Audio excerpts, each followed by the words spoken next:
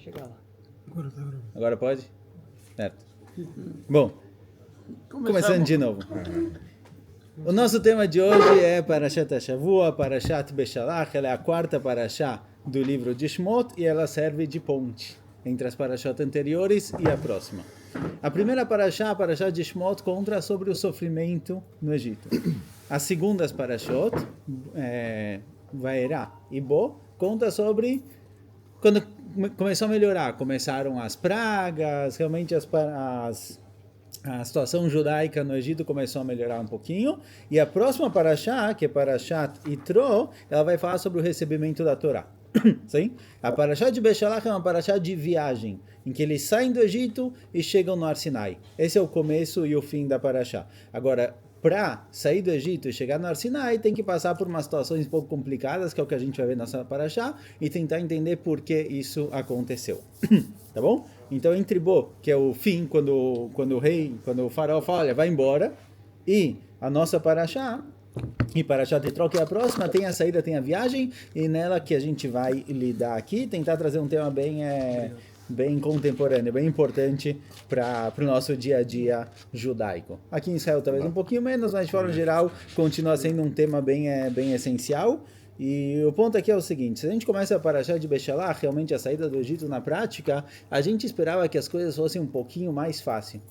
Certo? Tiveram as 10 pragas, o povo judeu sai do Egito, e eles começam a sair, e aí a Kadosh Baruch Hu, logo de começo, fala, olha, não vou pegar o caminho curto, vamos pegar o caminho longo. Para começar, já dificulta um pouquinho. O caminho curto, tem Plishtim na continuação, vai ter guerra, vão querer voltar, vamos pegar o caminho comprido. Só que tem um problema, no caminho comprido, o que tem? O que eles dão de cara na saída do Egito? Comida? Com o rio. Com o mar fechado.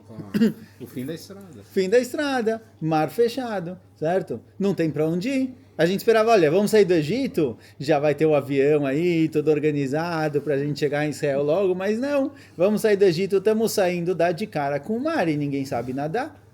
Ninguém sabe nadar. O que você faz nessa situação? O que o povo faz? Fala, Deus, dá uma ajuda aí. O que a gente faz? Sim? Vão para Moshe Rabbeinu, fala, Moshe Rabbeinu, reza aí, faz alguma coisa. Moshe Rabbeinu reza, Deus, o que a gente faz? E Deus fala, segue em frente. Vai, continua, da beira Bnei Israel, vai sal. Ninguém manda parar. Mas para onde? Tipo, você tem um mar na sua frente, eu não sei nadar, vai para onde? A gente não tem barco, não tem nada aqui. Sim? Situação ruim, complicada. O que eles fazem? Então, o Hazal trazem que tiveram 4 grupinhos lá. 4 opiniões diferentes. Uma opinião foi, olha, vamos cair no mar e morreu. Sim? Se afogar, basicamente. Sim? Vamos cair no mar, melhor do que voltar para o Egito. Outra opinião fala, não, vamos voltar para o Egito, voltar a ser escravo, mas é melhor do que morrer. Outra opinião falou, não, vamos lutar contra os egípcios. Vamos tentar, pelo menos, certo? E a quarta falou, vamos rezar e ver se alguma coisa ajuda, se alguma coisa faz. Sim? Ou seja, eles estavam realmente numa situação que não tem saída e não era o esperado. A gente achou que a situação ia melhorar. Superam isso. Tem aquele cara, Nachshon ben Aminadav, ele entra no mar, sim? E quando a água está... Qual grupo ele está? Oi? Qual dos 4 grupos? Ele foi o 5º grupo, o que decidiu entrar no mar. Não se matar, vamos tentar algo diferente, certo? Ele pensou fora da caixa. Agora, Hazal contam que ele foi entrando, agora chegou no joelho, chegou na barriga, chegou no pescoço, ele levantou a cabeça, chegou no nariz, quando não dava mais, aí o mar se abriu. Sim, tem até uma frase de Hazal que diz que Kashe zivugol shel adam ki kriyat yam suf. O zivug, o casamento da pessoa, é difícil achar alguém igual à abertura do mar. Sim? Então tem explicações diferentes do que significa, mas uma explicação fala o seguinte, olha, ele, Nachshon ben Aminadav, foi entrando no mar. A água foi subindo, ele foi levantando a cabeça para conseguir respirar e conseguir entrar. Quando chegou no nariz, aí o mar se abriu. Significa que se ele tivesse abaixado o nariz, ia ser mais rápido. Então assim também o zivug da pessoa. Se abaixar o nariz um pouquinho, vai mais rápido. Se mergulhasse, já desse um pulão, já resolveria a situação. Então às vezes abaixar o nariz funciona. Mas tá bom, atravessaram, certo? Deu um jeito, bateu o vento lá, abriu o mar, o povo atravessou. E aí passam 3 dias de viagem e eles percebem que eles não têm água. Eles estão no deserto. Eles estão no deserto. Se antes a água foi o problema, tinha água demais, porque tinha um mar na sua frente, de repente não tem água para beber. E o povo está lá sofrendo de sede para Moshe Rabbeinu. Eles falam, olha, você trouxe a gente para morrer aqui? Agora, só depois de 3 dias, o povo... Então eles tinham um cantil, um pouquinho de água quando saíram do Egito, junto com a matzá lá, para poder engolir a matzá, tinha um pouquinho de água. Mas chegou uma hora em que eles falaram, Moshe... Os burros tinham? Eles estavam com animais. Tinham Estavam com animais. então Estavam tinha animais, estavam mantimentos. carregando. Mas não foi, Talvez tinha não água. foi Moshe Rabbeinu que abriu. Abriu o mar, sim. Veio o vento, a Kadosh Baruch Hu rezou, Moshe rezou, a Kadosh Baruch Hu abriu o mar, atravessaram. Só que depois que eles atravessaram o mar e começaram a viagem deles na jornada no deserto, acabou a água. Depois de 3 dias, eles vêm para Moshe Rabbeinu e falam, a gente não tá funcionando. E aí Moshe Rabbeinu faz um milagre, dá um jeitinho lá, resolve o problema. Passa mais alguns dias, o povo chega para Moshe Rabbeinu e fala, olha, a água se resolveu, mas a gente está com fome. Além de beber, a gente precisa comer também. Não sei porquê, mas eles precisavam comer. Mas o man saciava... Não tinha mana ainda. Ainda O não mana tinha. vai acontecer agora. O povo reclamou, o povo pediu, falou, olha, Deus, a gente precisa de comida, não está funcionando. Moshe Rabbeinu fala, olha, o que estão reclamando comigo? Vamos falar com a Kadosh Baruch Hu. E aí Moshe reza para a Kadosh Baruch Hu, e aí começa o man, certo? Tem o Slav também, mas basicamente começa o man. Ótimo. Slav são os aves, que carne, eles queriam carne também. Sim. Tem carne depois também, mas aqui, pelo menos aqui aparece carne, aparece man, tudo bem, tudo ótimo, vamos seguir em frente, e a gente acha que tá bom, pelo menos agora eles vão chegar no Har Sinai, mais tranquilo, mais resolvido, a situação está resolvida, vai dar tudo certo, só que não exatamente, por quê? Porque antes de chegar no Har Sinai, eles se encontram com Amalek. Amalek vem guerrear. Eles acharam, olha, esquece, tá tranquilo, saímos do Egito, o mar estava fechado, o mar se abriu, não tem água, rezamos, não tem comida, tal, mas agora parece não precisa, tipo, era só o que faltava, agora mais um povinho aí para reclamar e atrapalhar a nossa situação. E aí tem a guerra, e Hazal, como eles descrevem a guerra, eles descrevem, assim aparece nos Psukim também, mas tem a Mishnah e Rosh Hashanah, que Moshe Rabbeinu ficava em cima da montanha, com as mãos levantadas, e quando o povo olhava para Moshe Rabbeinu rezando, eles lembravam de Akadosh Baruch Hu e eles venciam a guerra. Se eles paravam de olhar para Moshe Rabbeinu e esqueciam de Deus, eles perdiam a guerra. A guerra com Amalek era essa, era uma guerra de emuná. Quanto mais emuná eles tinham, mais eles venciam. Quanto menos emuná, mais eles se davam mal. Sim? Então, pela descrição... Tempo isso depois de que... Foi atravessamos- 1 ou 2 semanas essa história. Até chegar no Har Sinai é rapidinho. Sim? Eles saíram em Pesach, obviamente, Matan Torah, eles chegam no Har Sinai, sei lá, 3 semanas depois. Então, tudo questão de 2, 3 semanas. Não. Oi? Não, 1 mês e pouco. Matan 1 mês e Torah pouco. foi, Tem Iyar no foi meio. em Shavuot. 1 mês e pouco. 1 mês e pouco. Eu pulei Então Iyar. teve 49 dias. Sim. Sim, 49 dias. Então tem um tempinho. 3 dias eles já estavam no Har Sinai, mas é isso. Sim, não é muito tempo, mas foi uma época conturbada. Bom, de qualquer jeito eles estão seguindo esse caminho e têm seus problemas. Agora, na descrição parece que quando o povo olhava para Moshe Rabbeinu, eles venciam, quando não, eles perdiam. Ou seja, como era guerra, o cara estava lá com a espada, tentando acertar o Amalek que está na frente dele, só que ele tinha que olhar para cima, para Moshe Rabbeinu, senão ele perdia a guerra. Sim? Então talvez era meio estranho, mas é assim que funcionava. Bom, de qualquer jeito, essa foi a situação do povo, sim? Foi complicado, não foi fácil. A gente achou que saiu do Egito, as coisas iam se resolver, mas não. O mar está fechado, depois não tem água, depois não tem comida, depois tem Amalek fazendo problema, sim? O que aconteceu? Por que todos esses problemas? Por que não foi mais fácil? Tipo, o que a Kadosh Baruch Hu queria? Com relação à abertura do mar, a gente tem um Midrash que diz que tem 3 opções, Bishut, quem o mar se abriu. Uma opinião fala que o mar se abriu, Bishut, Nachshon ben Aminadav, famoso, certo? Que entrou na água. Segunda opção fala que o mar se abriu, Bishut Avram Avinu. Na linguagem da abertura do mar, está escrito Netei Yadecha Layam Uvkaeu. Abrir o mar, a linguagem de abrir o mar, não está escrito Kriyat Yamsuf aqui nesse pasuk, está escrito Uvkaeu, que é cortar em 2. Então o pasuk fala que Bishut Avram Avinu, que cortou as madeiras para fazer a Kedat Yitzhak, que é a mesma linguagem, o mesmo verbo, por isso o mar se abriu. Bishut Avram Avinu.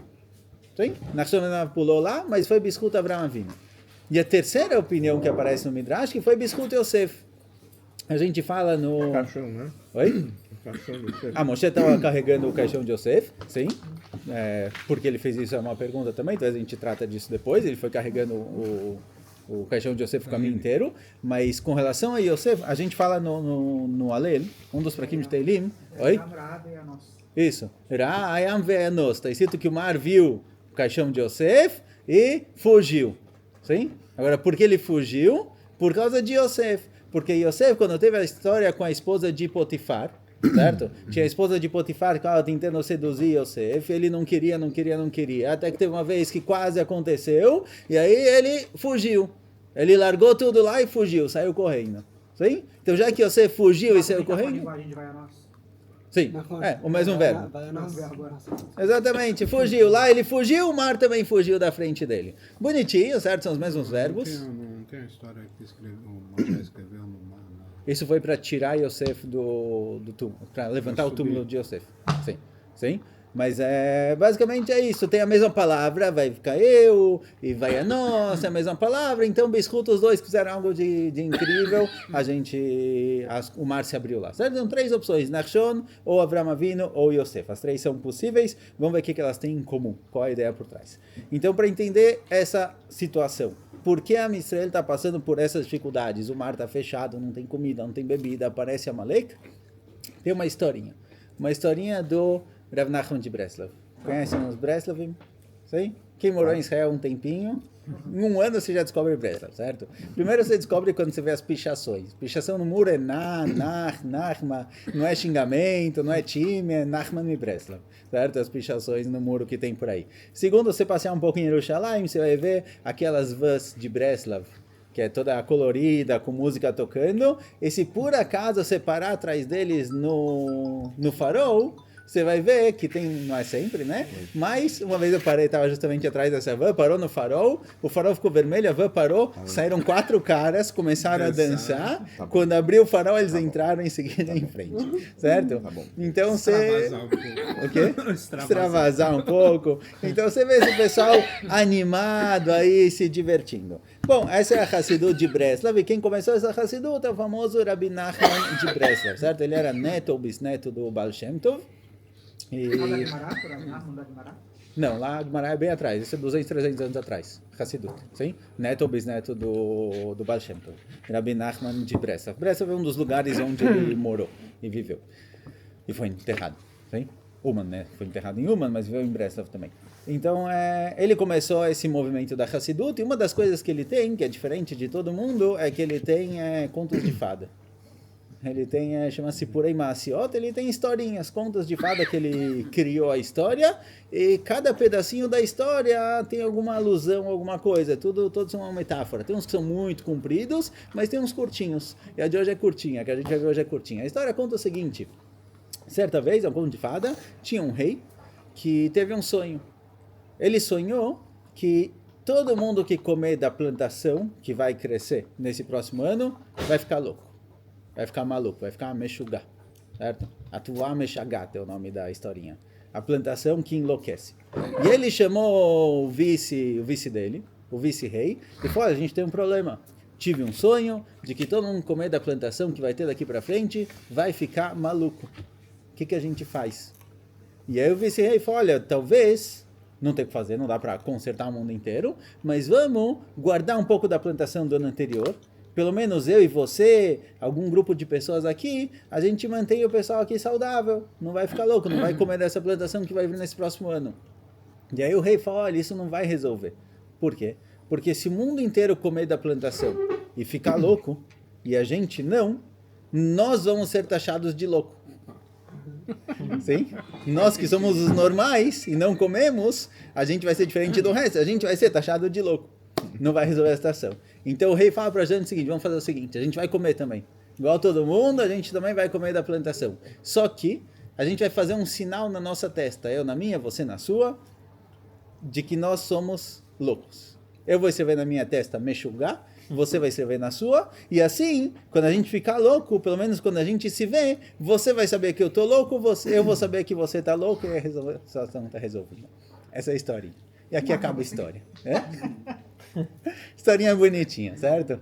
Historinha, conto de fadas. O problema é que ele não traz o Mussar Askel. O que que isso significa? Ele só conta a historinha, certo? E aí, está aberta a interpretação. O que que significa a historinha? O que vocês acham? O que ele quer passar? Tipo, é alguma ideia. O que ele quer falar pra gente?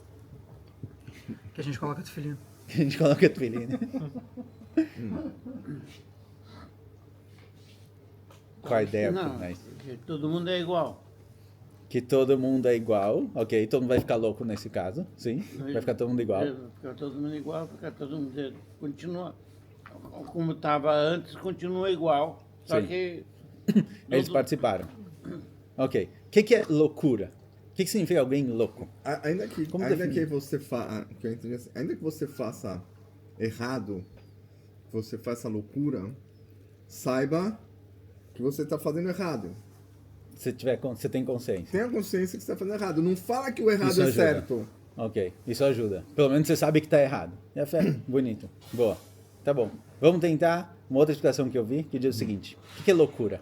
O que significa alguém louco? Como você define alguém Sai como do louco? normal. Alguém que não é, Alguém não que- é o normal. Sai do normal, certo? Alguém que não age como padrão da sociedade, lugar onde ele se encontra, esse cara é louco. Se ele age diferente do padrão, diferente do comum, ele é louco. Sim? Então, por exemplo, ele faz um tempo um livro de dois pesquisadores israelenses, um casal, que chama Geração Y.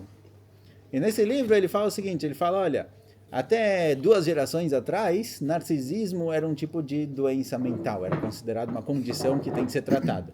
Mas em questão de 2 gerações, de 5% da população, 30%, 40% virou narcisista. Então deixou de ser algo ruim. Deixou de ser um problema. Porque quando 30%, 40% da população é assim, é algo normal, é algo comum. Ele trazer esse exemplo, certo? Ou seja, tem coisas que às vezes a sociedade muda e a sociedade começa a aceitar isso, com o tempo se torna normal. As pessoas começam a ver dessa forma, vira aceitável, vira normal. Sim? Essa é a ideia. Alguém louco é alguém que ele age diferente do padrão. Quem a gente tem de louco no Tanakh? Não tem alguém louco, mas tem alguém que se fingiu de louco. David Amelech. David Amelech, ele se finge de louco. Quando ele está fugindo de Shaul, e ele tem que morar com os Plishtim, ele chega lá e identificam David Amelech. David Amelech era o general de Bnei Israel em várias guerras com os Plishtim. E a musiquinha que o pessoal cantava lá é que Shaul matou 1000 Plishtim e David matou 10.000. Agora, não é exatamente o que você quer pôr no currículo quando você chega na região dos Plishtim. E aí começaram a falar, esse daí não é Davi e tal. Vamos levar ele para o rei. E aí David, para sobreviver, começa a se fingir de louco. Ele começa a babar, começa a agir igual um maluco. E aí o rei fala que esse daqui não é David, o cara tá louco. A Hasser Meshugaim Anochi, tipo, me falta maluco na vida, manda o cara embora. E aí ele é levado embora. E aí ele é libertado, certo? Mandam ele embora, entendem que esse daqui não é David. Ou seja, na hora que você começa a agir diferente do comum, é sinal de que você tá louco, você tá maluco. O que Rav Nachman de Breslov quer ensinar? Então, uma explicação fala o seguinte, olha, ele identificou que o mundo está mudando. 200 anos atrás, certo? Ele começou a perceber que a sociedade, o mundo está começando a pensar diferente. O mundo vai passar por um processo aí que a gente chama de iluminismo, começam a abandonar a religião, abandonar a fé, começa a pensar diferente. Ele percebeu que a sociedade está mudando, a sociedade inteira vai mudar. E não tem como viver longe disso. Não tem como não fazer parte. Você pode virar Amish nos Estados Unidos, certo? Aí você não tem tecnologia, não tem nada, desconectado de tudo, mas difícil. Difícil realmente viver dessa forma. Se desconectar totalmente é complicado. Sim? Nazir. Oi? Nazir. Nazir, pode ser, mas é difícil. Mas não Poucos. se desconecta completamente. Precisa de algumas coisinhas, pelo menos. Ele se afasta de algumas coisinhas. Tem o Rav Nazir, aluno do Rav Kook. Era Rav David Cohen, né? Rav Nazir, ele era chamado de Rav Nazir porque ele prometeu Nezirut. Então era um rabino, aluno do Rav Kook. Ele tem um livro sobre profecia, bem assim, tal. E ele tinha cabelo comprido, não tomava vinho, era um negócio diferente. Conta uma vez o Ravari Levin, uma das coisas que ele fazia é que ele não falava. Só um mínimo do mínimo, quase não falava. Oi? Você pode fazer Nezirut hoje em dia? Então ele fazia Nezirut Não tem e não midrash. desfez. Sim, não dá para desfazer. É para sempre. Certo? Por que ele fez Nezirut? Porque ele estava indo fazer faculdade na Alemanha, em algum lugar na Europa, E ele falou, faculdade, na Europa, na Alemanha, vai dar erro. Então, deixa eu prometer Nezirut. Assim eu não bebo nada alcoólico, deixa o cabelo crescer. Ele colocou uma foto da noiva na mesa dele. Falou, agora eu tô seguro, tô protegido. Hein? Mas ele era alguém bem espiritualizado, assim, ele quase não falava. Até que uma hora a esposa dele foi reclamar, não sei se com quem era, com o Rav Kuk ou com alguém, falou, ele não conversa comigo, ele não fala nada. E aí ele começou a perguntar para ela, chá? Começou a falar uma palavrinha em outra. Sim? Mas o Rav Ari Levin, era o rabino famoso de Jerusalém, conta que uma vez ele estava com alguma dúvida, ele não sabia o que fazer direito, ele falou, vou me aconselhar com o Rav Nazir. E aí ele foi lá, sentou do lado dele, no que era a Yeshiva de Merkaz Haraz na época, Beit Harav, sentou do lado dele, ficou lá uns 5 minutos em silêncio e foi embora. E alguém perguntou, mas você não perguntou nada, você não se aconselhou? Ele falou, não, já respondemos, já conversamos. Tinha alguma coisa assim diferente, certo? Esse era o Rav Nazir. Então existe a Nezirut em que você se afasta um pouco das coisas. Mas aqui a gente está falando da sociedade inteira seguir para um caminho e você ficar de fora, você não se misturar. Isso daqui é muito, muito difícil de acontecer, certo? Então o que você faz? O que você tem que fazer é se juntar à sociedade, mas saber ainda quem você é. Saber que você não é parte daquela sociedade. Essa é a historinha. A historinha significa o seguinte, o rei sonhou que o mundo vai ficar louco, o mundo vai mudar completamente. A sociedade inteira vai mudar e não tem volta. Tipo, é a plantação da sociedade inteira, de todo mundo vai comer, vai todo mundo mudar. O mundo está realmente mudando de caminho. E não dá para você ficar de fora disso. Não dá para você não fazer parte da sociedade e se afastar de todo mundo. Então o que você tem que fazer? Você vai junto. Só que você escreve na cabeça que você é um pouco louco. Você escreve mexugar na cabeça, e aí você não esquece que você é louco. Ou seja, a sociedade inteira vai ficar maluca. E se você se manter igual, vão te taxar de louco. Então você muda com eles. Mas você entende que você, ainda assim, precisa ser um pouquinho louco. Ainda assim, você precisa ser não exatamente igual à sociedade. Você precisa manter um pouquinho da loucura. Só que a loucura aqui é inversa, né? Que a loucura é o normal. O ser normal é o que vai te taxar de louco, mas você mantém isso um pouquinho, certo? Significa o seguinte, você vai fazer parte da sociedade, mas de vez em quando vão falar, não, esse cara tá louco, esse cara tá maluco, olha como ele vive. E tudo bem, faz parte. Se a pessoa quiser entrar com tudo e fazer parte da sociedade total, e falar, não, eu vou manter minha fé, vou manter meus valores e tal, mas eu vou ser igual a todo mundo, não vai funcionar. Tem que estar disposto a de vez em quando ser taxado de louco. Se você não escrever louco na testa, não vai dar certo. Você muito provavelmente vai ser absorvido pela sociedade. Por tudo que tem. Sim? Então, você vai andar de kippah no Brasil, o cara vai falar, você tá louco, você anda de kippah por aí, você é diferente de todo mundo. Sim, às vezes ser louco faz parte. Sim? Às vezes tem certas loucuras que a gente está disposto a aceitar elas, porque senão a gente se perderia completamente. Tá bom? Sim? Essa é a ideia da historinha. E essa é a ideia talvez também da nossa paraxá. Quando o Am Yisrael está saindo do Egito, eles estão indo receber a Torá. Certo? Agora, receber a Torá significa que eles vão ser diferentes do mundo inteiro.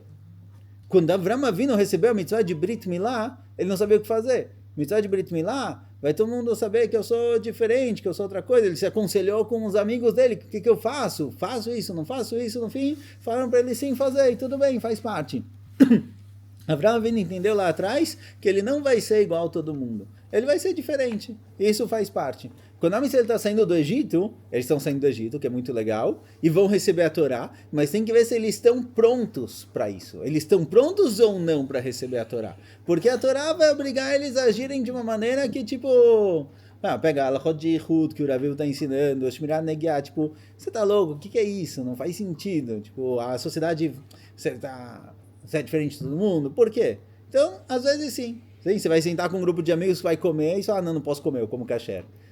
Aqui, quase tudo é kasher aqui em Israel, né? Mas quem estava no Brasil, tipo, o quê? Você não pode comer da mesma comida que a gente? Você tá maluco? Sim, às vezes você vai ser taxado. Oi? É especial. Especial? Especial até que é bom, certo? Especial é a linguagem bonita pro cara que é louco. Às vezes você vai comer kasher, não come a mesma coisa, você se sente superior. Tá bom. Aí pode ser nesse sentido. A diferença do cara que tem grana é que ele é excêntrico. Excêntrico, não é louco.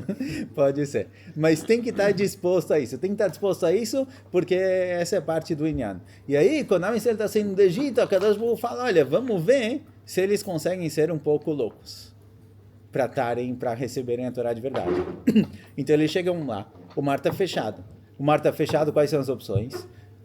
se matar, porque não volto para o Egito de jeito nenhum, voltar para o Egito e voltar a ser escravo, guerrear contra os egípcios ou rezar. E nenhum dos 4 funciona. Sim? O cara que se jogou no mar, não sei se alguém gosta de jogar, mas morreu talvez. Nachshon ben Aminadab foi um caminho diferente. Ele foi na Emuná. O cara tentou guerrear, tipo, esses caminhos não funcionaram. Até rezar não funcionou. Deus falou, segue. O que é segue? Tipo, para onde eu vou? O mar tá fechado. O que é? Vai. Não tem como. Como eu vou fazer isso? Nachshon ben Aminadab fala, olha, não quero saber. Deus falou, vai, eu vou. Ele não falou, vou me matar. Não se jogou no mar para se matar. Ele sabia que alguma coisa ia acontecer, mas ele falou, eu vou. É o que Hazal trazem, que tem uma diferença nos psukim. Em um lugar está escrito que a Israel eles passaram Betoch Hayam Bayabashá, Betoch Hayam Bayabashá, no mar que secou. E no outro passuco está escrito Bayabashá Betoch Hayam, na parte seca do mar. Sim? No mar que secou ou na parte seca do mar? Hazal falam que tinham 2 grupos. Tem o pessoal que tinha emuná. Eles entraram no mar enquanto tinha água e aí o mar secou. E tem um pessoal que ficou esperando para ver o que vai acontecer. Quando estava tudo seco, tinha passagem, aí eles entraram. E o segundo grupo, que só entrou quando estava seco, não foi muito bem visto. A palavra chomá, está escrito no passuco, ve'amayim leim chomá miminam umismolam. As águas eram como chomot, como paredes dos 2 lados, direito e esquerdo. No grupinho que entrou só quando estava seco, depois que secou, eles entraram, está escrito chomá sem vav. Chomá sem vav é remá. Remá de margarina é com aleph. Não é remá de margarina, remá é raiva. Ou seja, o pessoal entrou no mar, mas a Kadosh Baruch Hu não gostou muito do que eles fizeram. Porque eles só entraram quando o mar estava seco. Aí é fácil. Se tem passagem, entrar no mar é fácil. Tá, tem água aqui, tudo bem, mas aí é fácil. O difícil é entrar quando o mar está fechado. Esses que entraram quando o mar estava fechado, esses foram os escolhidos. Era o pessoal louco. Falou, não, Deus falou para entrar, eu vou entrar. Como? Não sei nadar? Não sei, eu vou lá. E aí eles começam a viagem deles para o deserto. Sim? E no deserto não tem nem água, nem comida. E mesmo assim eles vão. O teste é até que ponto eles são loucos de fazer isso. Vocês estão saindo para uma viagem no deserto, que vocês não sabem quanto tempo vai levar. Vocês até pegaram um caminho mais comprido e não mais curto, porque a regra diz para que andar menos quando você pode andar mais. Vocês pegaram um caminho difícil. Quando no Waze aparece, esse caminho é 11 minutos a mais. Eu não sei por que o Waze coloca isso, mas tudo bem. Que fala, eu vou pegar esse, que é 11 minutos mais devagar. Não sei qual a ideia. A gente não gosta de passar por lugares Depende, no perigosos. Brasil. Ah, mas pode ser. Olha, pra Talvez. quem Eu tô adiantado. Eu acho que qualquer cara aqui é peixinha. Às vezes estou adiantado, tudo bem, mas parece 11 minutos mais lento esse caminho. Então, tá bom, você não está com pressa, talvez. Bom, pode ser, acontece. Mas eles pegaram um caminho mais longo, sim? E estão indo para o deserto sem água e sem comida. E mesmo assim eles vão. Eles reclamam no caminho, tem um grupinho que reclama no caminho, tem quem diferencia, que quem reclama no caminho geralmente são Erevrav. É esse grupinho que se juntou a Israel na viagem. Porque muitas vezes quando está escrito que eles reclamaram, está escrito a palavra Am, o povo. Às vezes é Bnei Israel e às vezes é o povo. Então acho que o Ben Ezra ele percebe isso, se não me engano, ou talvez algum dos mefarshim, que geralmente quando tem algum problema, alguém reclamando, aparece o povo, e não Am Israel ou Bnei Israel, porque era o Erevrav que estava lá junto com eles que começou a reclamar. Mas a Israel em geral, eles vão na fé, eles vão na emuná. Aliás, quando eles atravessam o mar, está escrito que Miriam pegou os tambores para fazer a música. Assim? Eles cantaram lá, Shirat Hayam, e Miriam pegou os tambores para a música. E Hazan falam que isso aqui demonstrou a emuná de Miriam. Você está saindo do Egito, o mar está fechado, e você leva tambores porque você tem certeza que vai dar certo, é um sinal de que tem uma coisa errada com você. Sim? Isso é bom, isso é um bom sinal. É um sinal de que você não está nem aí com o mundo, você faz o que você acredita e você vai segue em frente. É isso que o povo faz quando eles entram no deserto. Então não tem água, não tem comida, mas eles vão de qualquer jeito. Eles não sabiam que iam receber a Torá, eles estavam pensando em fazer algum corban, alguma coisa assim. Moshe Rabbeinu tinha pedido para o faraó, se o povo sabia se ia receber a Torá, não sei, boa pergunta. Tinha muita gente que estava duvidando disso. Tinha dúvida, muita gente foi só é sempre assim, tem acontecimento, assim, né? Porque aí quando é alguma coisa assim, você tem uma expectativa. Uma expectativa de algum lugar que você vai chegar, pode ser. Mas eles não sabiam se ia dar certo ou se não.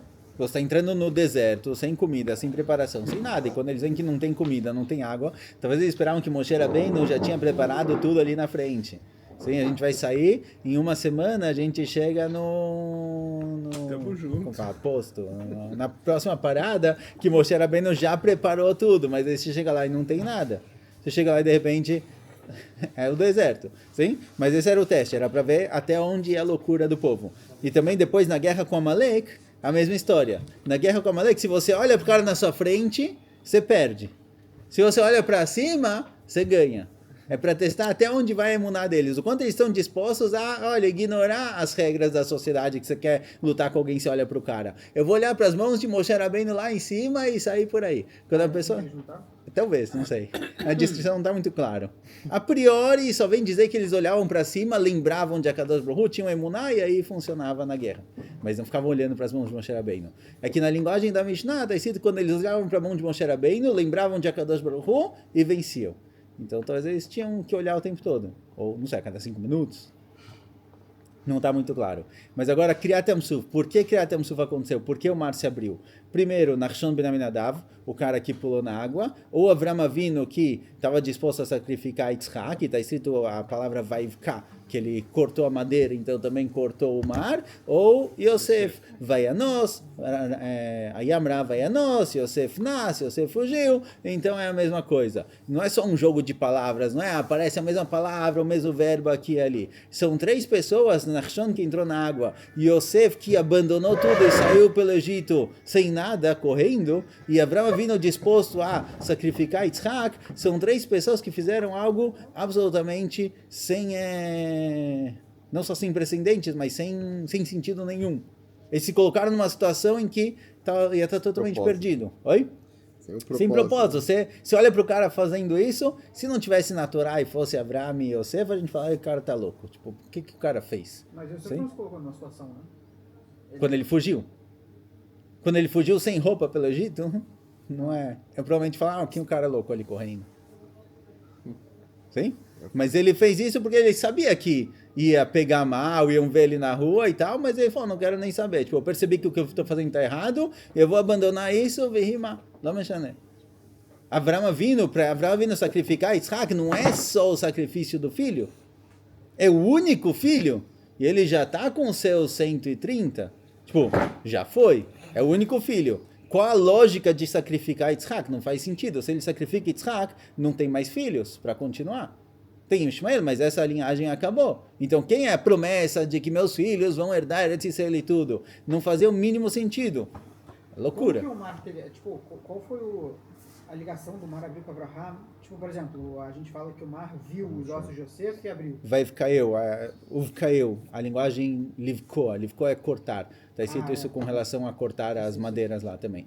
É o mesmo verbo. Sim, mas agora, tem a conexão dos verbos, mas não é gzerá shavá para falar, é a mesma coisa, tipo, um tem a ver com o outro. Não, é para mostrar que Avram Avinu, o que ele fez foi loucura total. Não só pelo sacrifício do filho, mas pelo fato de que, para ele não fazia o mínimo sentido. Deus falou do seu filho, vai sair a Israel, sacrifica ele. E aí? O que vai ser? Não vai dar certo. E Avram Avinu não discute. Ele fala, tá bom, pediu, eu vou. Ele nem discute que não é lógico e não faz sentido. Por quê? Porque Abraão Avinu escreveu Meshugá na cabeça e falou, eu vou. Sim? Às vezes tem que ser um pouquinho louco. Às vezes, olha, não faz sentido, é estranho, o pessoal vai rir talvez, mas é o que eu tenho que fazer. E quando a pessoa é um pouquinho louca, ele faz as coisas acontecerem. Então, a parashá de Beshalach, que é a conexão entre a saída do Egito e o recebimento da Torá, é o teste. Sim? Tem gente que chama isso de coragem, né? Coragem. Ou Messirut Nefesh. Aqui louco fica mais legal no show. Certo? Dá pra chamar de Messirut Nefesh. A pessoa está disposta a se sacrificar, mas a ideia é ficar melhor com essa linguagem. Então, Parashat Beshalach é a ponte para ver quem passa, quem não. Saiu do Egito, tudo bem, mas não é só saiu do Egito e agora oba tem festa. Você vai receber a Torá. E receber a Torá vai ser difícil. E você vai ter que, de repente, ver uma vida diferente de todo mundo. O quanto vocês estão dispostos a fazer isso, esses são os testes que estão aparecendo em Beshalach. Então vamos entrar no mar com o mar fechado, vamos para o deserto sem água e sem comida, sim? E vamos guerrear com a Amalek olhando para cima. Vocês conseguem fazer isso? Se sim, sim. Se sim, está ótimo. Se sim, vocês conseguem receber a Torá, se não, não. Então essa parashá é a ligação entre as duas. Essa historinha do Rav Nachman, acho que talvez passa essa ideia. Escolha.